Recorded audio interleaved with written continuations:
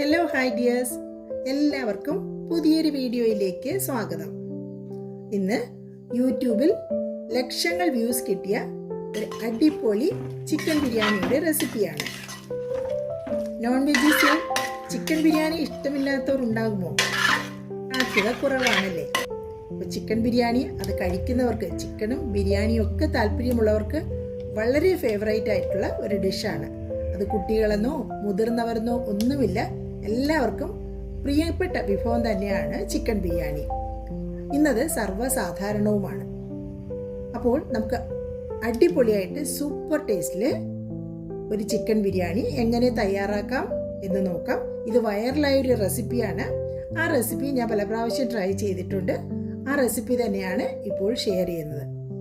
അപ്പം അതിനായിട്ട് ആദ്യം തന്നെ ആവശ്യമായ ചിക്കൻ കഴുകി വൃത്തിയാക്കി എടുത്തിട്ടുണ്ട്. അതിലേക്ക് ആവശ്യത്തിന് ഉപ്പ്, മഞ്ഞൾപ്പൊടി, കുരുമുളക് പൊടി, കൂടാതെ ഒരല്പം ചിക്കൻ മസാല കൂടി ഇടുന്നു. ഇത് നന്നായിട്ടൊന്ന് മാരിനേറ്റ് ചെയ്തെടുക്കാം. അല്പം മാത്രം മസാലയിലേ ഇട്ടിട്ടുള്ളൂ. അപ്പം അതെല്ലാം ചിക്കനിൽ നന്നായിട്ടൊന്ന് തേച്ച് പിടിപ്പിക്കണം. ഇതിൽ ജിഞ്ചർ ഗാർലിക് പേസ്റ്റ് ഒന്നും ചേർക്കുന്നില്ല. നന്നായിട്ട് തേച്ച് പിടിപ്പിച്ച് നമുക്കൊന്ന് അടച്ച് വെച്ച് മാറ്റി വയ്ക്കാം. ഇനി ചിക്കൻ തയ്യാറാക്കാനായിട്ട് 4 സവാള, 3 തക്കാളി എന്നിവ എടുത്തിട്ടുണ്ട്. അതൊന്ന് കഴുകി വൃത്തിയാക്കി സ്ലൈസ് ചെയ്തെടുക്കാം. അപ്പോൾ പ്രിപ്പറേഷന് മുമ്പ് തന്നെ സാധനങ്ങളെല്ലാം അടുപ്പിച്ച് വെച്ചാൽ പിന്നെ പെട്ടെന്നാകും. സവാളയും തക്കാളിയും സ്ലൈസ് ചെയ്തെടുത്തിട്ടുണ്ട്. ഇനി കുറച്ചധികം മല്ലിയില ചോപ്പ് ചെയ്തെടുക്കുന്നുണ്ട്.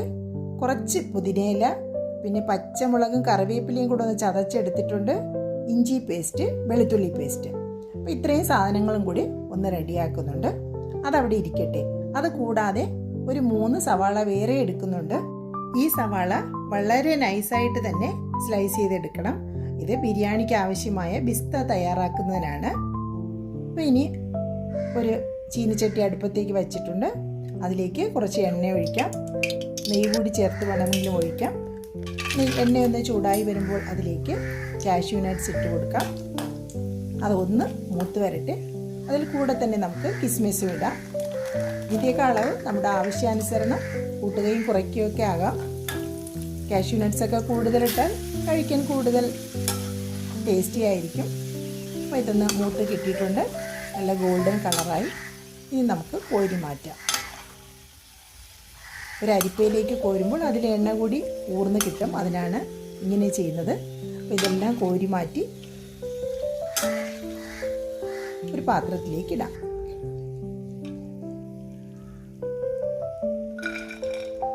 അതവിടെ ഇരിക്കട്ടെ. ഇനി അതേ എണ്ണയിൽ തന്നെ സ്ലൈസ് ചെയ്ത് വെച്ചിരിക്കുന്ന സവാള വറുത്തെടുക്കാം. അപ്പോൾ 2 ബാച്ചായിട്ട് ഇട്ടാലും മതിയാകും. ഞാൻ ഒരുമിച്ച് ഇട്ടിട്ടുണ്ട്. അപ്പോൾ സവാള വറുത്തെടുക്കുമ്പോൾ ഫ്ലെയിം ശ്രദ്ധിക്കണം. കുറച്ച് ഉപ്പ് കൂടി ഇട്ടിട്ടുണ്ട്. ആദ്യം ചൂട് കൂട്ടി വയ്ക്കാം, പിന്നെ ഫ്ലെയിം കുറച്ചിടണം. നിറമൊക്കെ മാറി വന്നിട്ടുണ്ട്. അപ്പോൾ സവാള അധികം മൂത്ത് പോകാതെ കോരിയെടുക്കണം. കാരണം ഇത് കോരിയതിന് ശേഷം ഇരുന്നൊരു മൂക്കൽ കൂടിയുണ്ട്. അതുകൂടെ മനസ്സിൽ കണ്ടു വേണം വറുത്ത് കോരാനായിട്ട്. ഇപ്പോൾ പാകമായിട്ടുണ്ട്. നമുക്ക് വറുത്ത് കോരി മാറ്റി വയ്ക്കാം.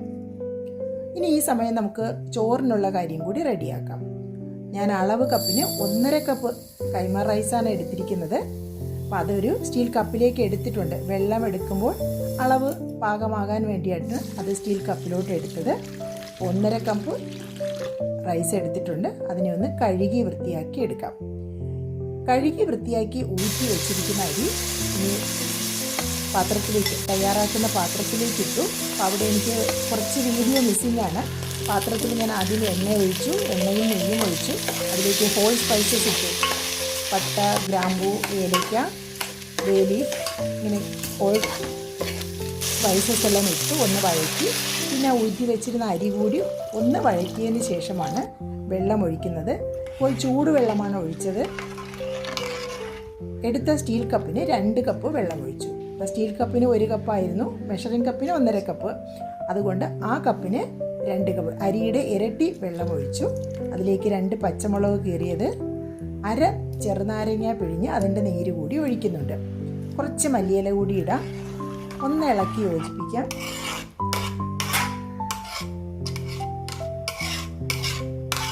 ഇതിലേക്ക് ആവശ്യമായ ഉപ്പും ഇടണം. ഇനി നമുക്ക് അടച്ച് വെച്ച് വേവിക്കാം. അത് ഒരു സൈഡിലിരുന്ന് വേവട്ടെ. അപ്പോഴേക്കും നമുക്ക് ചിക്കൻ തയ്യാറാക്കാം.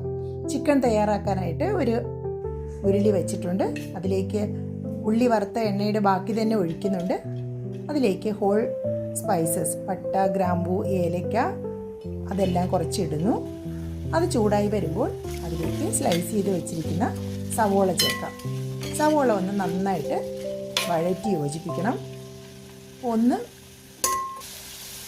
സോട്ടായി കഴിഞ്ഞാൽ അതിലേക്ക് ജിഞ്ചർ ഗാർലിക് പേസ്റ്റ്, പച്ചമുളകിൻ്റെ പേസ്റ്റ്, ആവശ്യത്തിന് ഉപ്പ് എന്നിവ കൂടി ചേർക്കാം.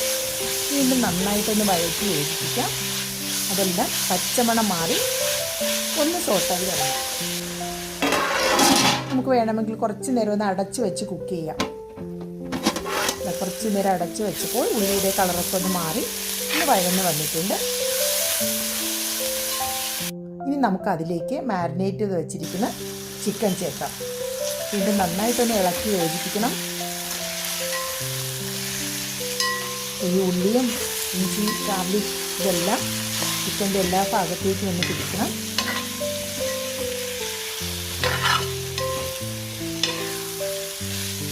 ബിരിയാണിക്കായതുകൊണ്ടാണ് കുറച്ച് വലിയ പീസസ് ആയിട്ട് ചിക്കൻ എടുത്തത്. ഇനി ഇതിലേക്ക് 1 സ്പൂൺ ചിക്കൻ മസാലയാണ് ഇടുന്നത്. വേറെ മസാലകൾ ചേർക്കുന്നില്ല. വേറെ മുളക് പൊടി, മല്ലിപ്പൊടിയൊന്നും ചേർക്കുന്നില്ല. ചിക്കൻ മസാല 1 സ്പൂൺ ചേർക്കും. ഇനി കുറച്ച് വെള്ളം കൂടി ചേർക്കുന്നു. ഒന്നുകൂടെ ഒന്ന് ഇളക്കി യോജിപ്പിക്കാം. വെള്ളം ചേർക്കുമ്പോഴാണ് ആ മസാലയൊക്കെ ഒന്ന് കുഴഞ്ഞ് ഗ്രേവിയായിട്ട് തിക്കായിട്ട് വരുന്നത്. ഇനി നമുക്കിതിനെ ഒന്ന് അടച്ച് വെച്ച് വേവിക്കാം. അപ്പോൾ ചിക്കൻ സാധാരണ വേകുന്ന അത്രയും സമയമെടുത്ത് തന്നെ നന്നായിട്ട് വെന്ത് കിട്ടണം. 2-3 പ്രാവശ്യം ഇടയ്ക്ക് തുറന്ന് ഇളക്കി കൊടുത്തിട്ടുണ്ടായിരുന്നു. ഒരു 20 മിനിറ്റ് കൂടുതലായി. ചിക്കൻ ഏകദേശം വെന്തിട്ടുണ്ട്. 80% വെന്തിട്ടുണ്ട്. വീണ്ടും നന്നായിട്ടൊന്ന് ഇളക്കി യോജിപ്പിക്കാം. ഈ സമയത്ത് ഉപ്പൊക്കെ പാകമാണോ എന്ന് നോക്കാം. കുറവാണെങ്കിൽ അതനുസരിച്ച് ചേർത്ത് കൊടുക്കാവുന്നതാണ്. ഇനി ഇതിലേക്ക് എടുത്തു വച്ചിരിക്കുന്ന പുതിനയില ചേർക്കാം. പുതിനയില കുറച്ചാണ് എടുത്തിട്ടുള്ളത്. എടുത്ത മല്ലിയിലയിൽ പകുതി ചേർക്കാം. കൂടാതെ കുറച്ച് കട്ട തൈര് കൂടി ചേർക്കാം. പുളിയില്ലാത്ത തൈരാണ്. ഇനി ഇതിനെ നന്നായിട്ടൊന്ന് ഇളക്കി യോജിപ്പിക്കണം. ആ മസാലയെല്ലാം തൈരുമായിട്ട് മിക്സായി നല്ല കൊഴുത്ത് വരണം. ഇതിലേക്ക് അരിഞ്ഞു വെച്ചിരിക്കുന്ന തക്കാളി ചേർക്കാം. അതും വീണ്ടും നന്നായിട്ടൊന്ന് ഇളക്കി യോജിപ്പിക്കുക.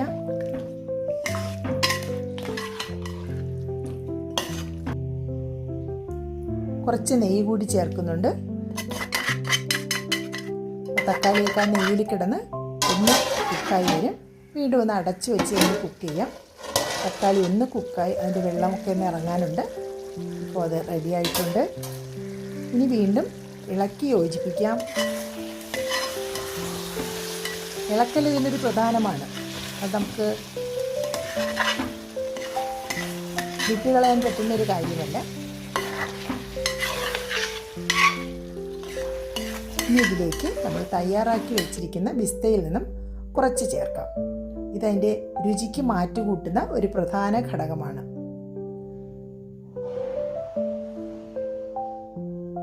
ബാക്കി ബിരിയാണി ദം ചെയ്യുമ്പോൾ ഡെക്കറേഷന് വേണ്ടിയിട്ട് ഉപയോഗിക്കാം. ഇനി ഈ ഗ്രേവിയിൽ നിന്ന് ഞാൻ കുറച്ച് കോരി മാറ്റുന്നുണ്ട്. ആ ദം ചെയ്യുന്ന സമയത്ത് കുറച്ച് ഗ്രേവി അവിടെ ഇവിടെ സ്പ്രെഡ് ചെയ്താൽ ആ ചിക്കൻ്റെ ഒരു മണം ആ ചോറിലൂടെ റൈസിൽ കൂടെ കിട്ടും. അതിന് വേണ്ടിയിട്ടാണ് കുറച്ച് ഗ്രേവിയായിട്ട് മാറ്റുന്നത്. ഇത് ഒന്നുകൂടെ അടച്ചു വെച്ചൊന്ന് കുക്ക് ചെയ്യുന്നുണ്ട്. നമ്മുടെ ചോറ് ഇപ്പോൾ റെഡി ആയിട്ടുണ്ട്. ഒരു 90% അത് വെന്തിട്ടുണ്ട്. അതേസമയം ചിക്കനും റെഡിയായി വന്നു. ചിക്കനും ചോറും റെഡിയായി. ഇനി ദമ്മിടേണ്ട കാര്യമേ ഉള്ളൂ. വെള്ളമൊക്കെ വറ്റിയിട്ടുണ്ട്.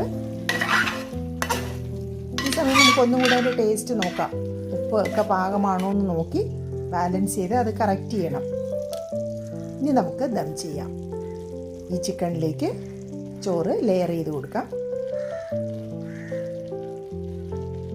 ചോറിനൊരല്പം വേവ് കുറവേ ഉള്ളൂ. പാകത്തിന് വെന്തിട്ടുണ്ട്. നമുക്കൊരു ലെയർ ചോറിട്ട് ഒന്ന് നിരത്തി കൊടുക്കാം. ഇനി അതിലേക്ക് കുറച്ച് പിസ്ത വിതറാം. കൂടെ തന്നെ കാഷ്യൂ നട്ട്സും കിസ്മിസും ഒക്കെ ഇട്ട് കൊടുക്കാം.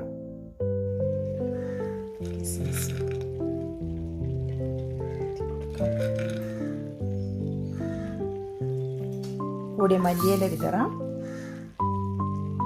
അതോടൊപ്പം തന്നെ നമ്മൾ മാറ്റി വെച്ചിരിക്കുന്ന ഗ്രേവി, ചിക്കൻ്റെ ഗ്രേവി, അത് അവിടെ ഇവിടെ ഒന്ന് സ്പ്രെഡ് ചെയ്ത് കൊടുക്കാം.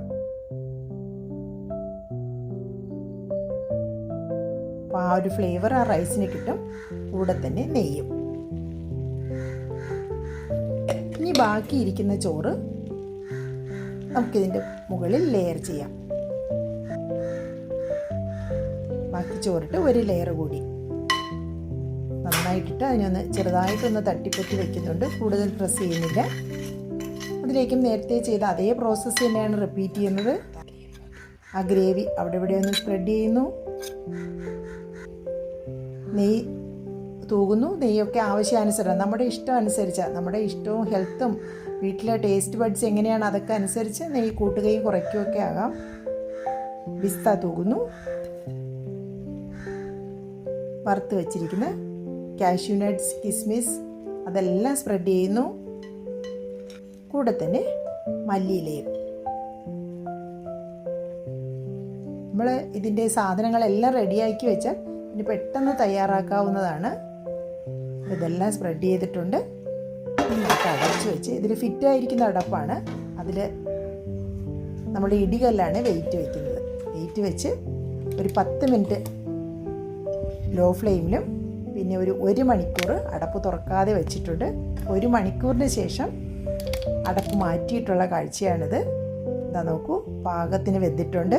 നല്ല ഫ്ലേവറാണ് വരുന്നത്. തുറക്കുമ്പോഴേക്കും ഒരു റിച്ച് ഫ്ലേവറാണ് വരുന്നത്.